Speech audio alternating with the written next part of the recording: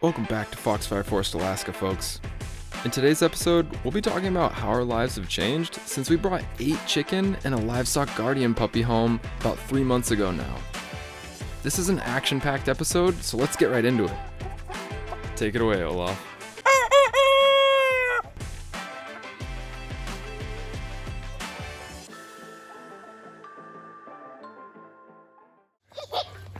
Easy boy. First, we'll be starting with the most exciting and important part of farm life, chores. The chores have evolved over time, but it boils down to a few main things. All of the animals need food and fresh water about once or twice per day. The chicken need to be released from their coop in the mornings, which is one of my favorite parts of the day. They're usually very eager to get outside and stretch those wings once they hear Tuck and I moving around and getting things set up for them.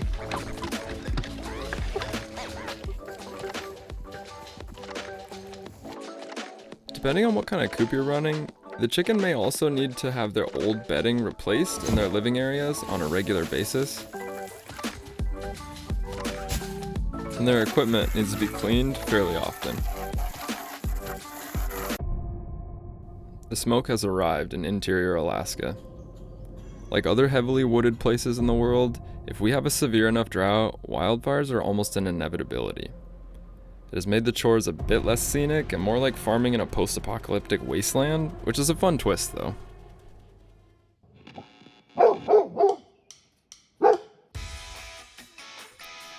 Puppy Tuck has grown into a nocturnal teenager dog who parties all night and keeps us up with his racket. All of these chores, together with our new baby Kit, means there are fewer hours in the day for other things we used to do, like sleep or watch television. In other farm news, exercise in the early morning and sleeping during the day has become a necessity for Tuk Tuk because we have been in the middle of an Alaskan heat wave.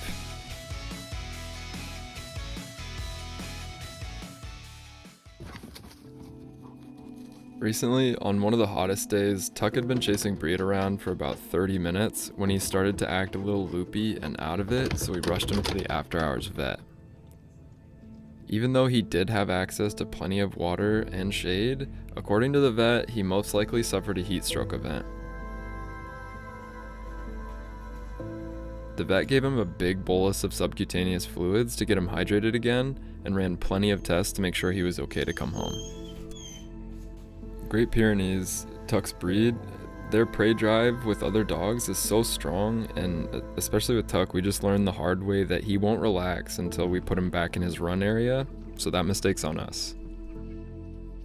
Once we got him back in the shade of his castle, Tuck was feeling much better and able to get some rest after such an exciting day.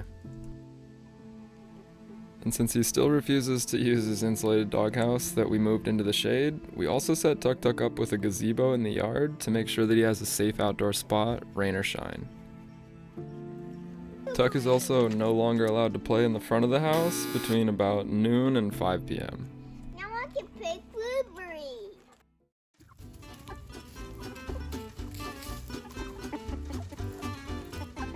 Now the chickens, on the other hand, seem to be faring much better than Tuck after they decided to install their own basement underneath the coop. It's nice and cool under there, so that's where they like to spend the hottest hours of the day. We made up some chicken popsicles using table scraps, water, and froze them for the hottest points of the day when the flock needs to cool off. They like the snacks, but they also seem to like pecking at and eating the ice as well. So the first time I saw this, we learned that the chickens could have left at any point, but for some reason, none of them chose to escape. I think they just thought they looked cool. To prevent them from taking any unsupervised walks through the woods and protect them from aerial attacks, we covered the whole top of their coop area in bird netting. That should do it.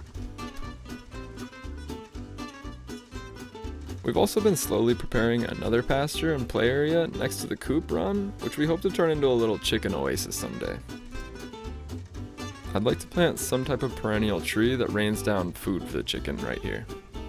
Chicken generally begin laying eggs around 4 months of age, so hopefully in the next video we'll be unblocking these nest boxes and showing you our first eggs.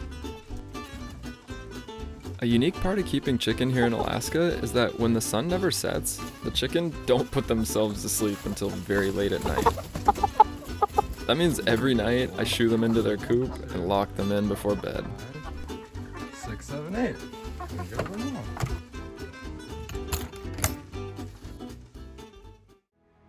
Cheers our strawberries. Ready? Cheers. Our grandma, Foxfire Jan, knows all about chicken chores because she had them growing up.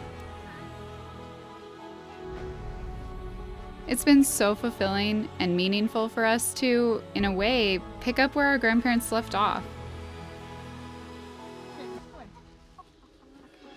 Having them be a part of our journey and supplying us with knowledge, love, and support gave us the confidence to try something we've never done before.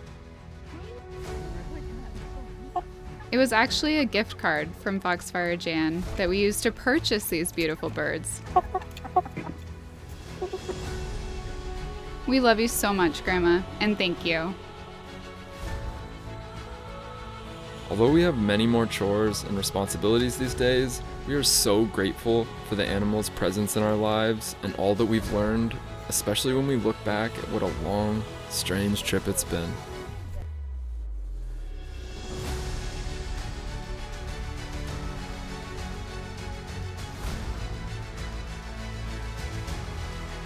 If you've ever watched a whole video, left a comment, a like, or supported us in any way during the birth of this small homestead on a hill in Alaska, we want to say thank you from the bottom of our hearts.